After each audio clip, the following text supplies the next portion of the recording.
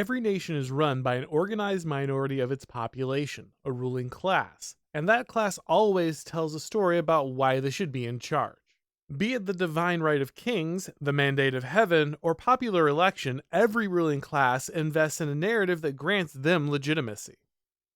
The Italian political theorist Gaetano Mosca called this narrative of sovereignty a political formula. It can be easy to assume that these narratives are lies of pure ambition, convenient fictions concocted by the ruling class for their own advantage, but Mosca warns that this is not the case. Rulers never like to see themselves as the villain, and the exercise of pure power wears on the people of a nation, breeding unrest. Any ruling class seeking to achieve longevity and stability must establish a narrative that rings true for both themselves and their subjects, establishing legitimacy through a shared set of beliefs. For our current managerial elite, that narrative is one of efficiency and progress, and that narrative now sits on a razor's edge. While the political formula of our own liberal democracy tells us that the people of the nation are sovereign over themselves, this can never be the case. The political formula's role is to elevate one group above all others and grant that group exceptional powers and privileges. This narrative works best when it's drawn from shared elements of culture and tradition that allow the ruling class to confidently wield their power and the subject class to freely accept its legitimacy. This means that the story told must be particular to the character of the nation it sustains.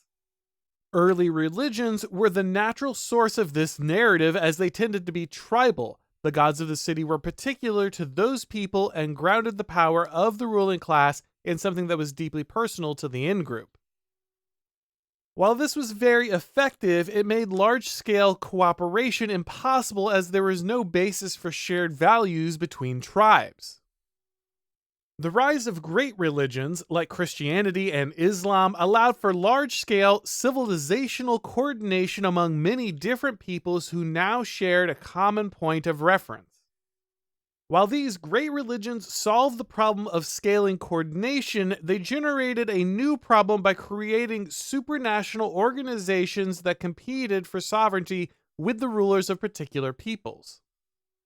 This resulted in the classic Western tension between the authority of the Pope and the power of individual principalities. This tension was largely resolved in favor of the ruling classes by the Treaty of Westphalia and the creation of the nation-state.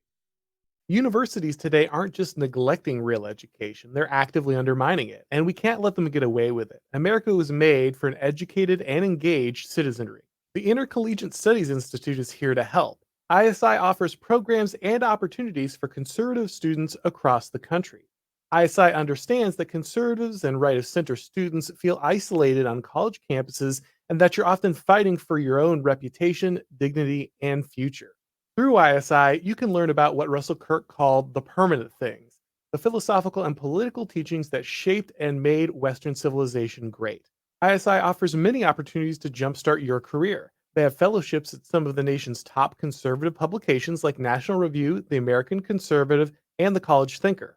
If you're a graduate student, ISI offers funding opportunities to sponsor the next great generation of college professors. Through ISI, you can work with conservative thinkers who are making a difference. Thinkers like Chris Rufo, who currently has an ISI researcher helping him with his book. But perhaps most importantly, ISI offers college students a community of people that can help them grow. If you're a college student, ISI can help you start a student organization or a student newspaper or meet other like-minded students at their various conferences and events. ISI is here to educate the next generation of great Americans. To learn more, go to isi.org. That's isi.org. In the United States and other Western liberal democracies, the political formula became one of elections and popular sovereignty. The people were theoretically sovereign, but they immediately transferred that power to a small class of elected officials who ruled in their name. While this is still the official narrative, the actual framework of these nations has moved to a managerial system, and the political formula has slowly shifted to align with this reality over time. The powers of legislative bodies like Congress have been increasingly delegated to bureaucratic agencies on the basis of their managerial expertise.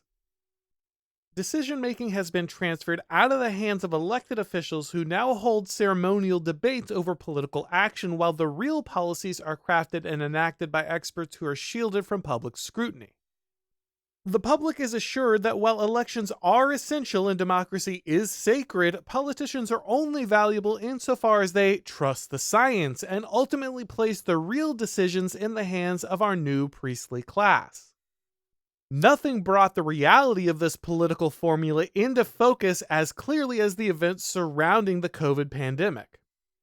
While elected officials held power in theory, the response of most nations was driven by international organizations touting a medical consensus. The World Health Organization and Gates Foundation had a far larger impact on the global pandemic response than any specific elected government. No constitutions were altered, no elections were held, but sovereignty was most certainly transferred via the already established political formula of the managerial elite. Donald Trump, a president who in all other respects seemed to clash with the Washington, D.C. establishment, was largely sidelined after ceding power to Anthony Fauci, an expert that most voters had never heard of prior to the pandemic. While the managerial class based its new political formula on the notion of science and expertise, that narrative is itself under attack. The miracle of progress promised by managerialism held sway for many decades, but it was always a bloodless and spiritually dead ideology that was doomed to be replaced as soon as it stopped reliably dispensing material benefits. The intersectional progressive faith known as wokeness has begun to directly challenge the ideological pillars on which managerialism rests. Just as the managerial elite retained the forms of democracy while shifting power into the hands of bureaucratic expertise, so wokeness retains the appearance of managerial expertise but shifts power into intersectional client groups. While managerialism promised efficiency and productivity through meritocracy, wokeness insists that diversity is the key to reaching those goals. While managerialism claimed science as the only legitimate source of knowledge, wokeness insists that science is a deeply racist endeavor. Math, punctuality, accurate timekeeping, and valuing productivity itself are all declared white supremacy. This deconstruction of the managerial political formula issues mainly from academia, the media, corporate human resource departments, and other institutions which were largely founded by the managerial elite themselves. This circulation of elites and the attempt to shift America's political formula has created great upheaval inside the ruling class. These dynamic moments often create opportunities for those who have been shut out of the ruling coalition. While the left has secured near hegemonic control of America's most powerful institutions, the instability created by their internal power struggle opens space for right-wing counter-elites to maneuver and possibly capture ground. But to do so, the right must forge its own political formula, which will communicate a compelling vision of the future and prove themselves capable of executing on that vision. Thanks for watching, guys. If you enjoyed this video, go ahead and click like, and if you haven't subscribed yet, now is a great time to do so. If you'd like to get these broadcasts as podcasts, go ahead and subscribe to the Auron MacIntyre Show on your favorite podcast platform. And when you do, if you leave a rating or review, it really helps with the algorithm magic. If you'd like to follow me on Twitter, or Gab, or Substack, if you'd like to go ahead and watch these videos on Rumble or Odyssey, the links to do so are in the description down below the video. And of course, if you'd like to read any of my columns or watch any of my shows, you can catch them all over at The Blaze. Thanks for watching, guys, and as always, I'll talk to you next time.